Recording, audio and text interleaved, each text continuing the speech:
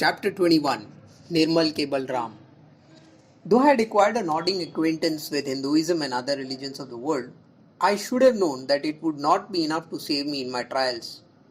Of the thing that sustains him through trials, man has no inkling, much less knowledge at the time. If an unbeliever, he will attribute his safety to chance. If a believer, he will say God saved him. He will conclude, as well he may, that his religious study or spiritual discipline was at the back of the state of grace within him. But in the hour of his deliverance, he does not know whether his spiritual discipline or something else saves. What that has prided himself on his spiritual strength has not seen it in humbled to the dust. A knowledge of religion as distinguished from experience seems but chaff in such moments of trial. It was in England that I first discovered the futility of mere religious knowledge. How I was saved on previous occasions is more than I can say, for I was very young then, but not now. I was 20 and I had gained some experience as husband and father. During the last year, as far as I can remember on my stay in England, that is in 1890, there was a vegetarian conference at Portsmouth to which an Indian friend and I were invited. Portsmouth is a seaport with a large naval population. It has many houses with women of ill fame, women not actually prostitutes, but at the same time not very scrupulous about their morals. We were put up in one of these houses. Needless to say, the reception committee did not know anything about it. It would have been difficult in a town like Portsmouth to find out which were good lodgings and which were bad for occasional travellers like us. We returned from the conference in the evening. After dining, we sat down to play a rubber of bridge, in which our landlady joined, as is customary in England, even in respectable households. Every player indulges in innocent jokes as a matter of course. But here my companion and our hostess began to make indecent ones as well.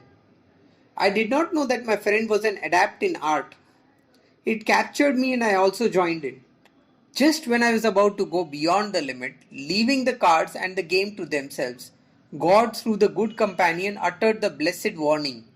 "When hence this devil in you, you my boy? Be off, quick!" I was ashamed. I took the warning and expressed within myself gratefulness to my friend. Remembering the vow I had taken before my mother, I fled from the scene. To my room I went quacking, trembling, and with beating heart like a quarry escaped from its pursuer. I recall this as the first occasion on which a woman other than my wife moved me to lust. I passed that night sleeplessly, all kinds of thoughts assailing me. Should I leave this house? Should I run away from this place? Where was I? What would happen to me if I had not my wits about me? I decided to act thenceforth with great caution, not to leave the house but somehow leave Portsmouth. The conference was not to go on for more than 2 days, and I remember I left Portsmouth the next evening, my companion staying there for some time longer. I did not then know the essence of religion or of God and how He works in us. Only vaguely I understand that God had saved me on that occasion. On all occasions of trial He has saved me. I know that the phrase God saved me has a deeper meaning for me today, and still I feel that I have not yet grasped its entire meaning. Only richer experience can help me to a fuller understanding. But in all my trials of a spiritual nature as a lawyer in conducting institutions and in politics, I can say that God saved me. When even hope is gone, when helpers fail and comforts flee, I feel that help arrives somehow from I know not where. Supplication, worship, prayer are no superstition. They are acts more real than the acts of eating, drinking, sitting or walking. It is no exaggeration to say that they alone are real, all else is unreal. Such worship or prayers is no flight of eloquence. It is no lip homage. It springs from the heart. If therefore we achieve that purity of the heart when it is emptied of all but love, if we keep all the chords in proper tune, they trembling pass in music out of sight. Prayer needs no speech. It is in itself independent of any sensuous effort.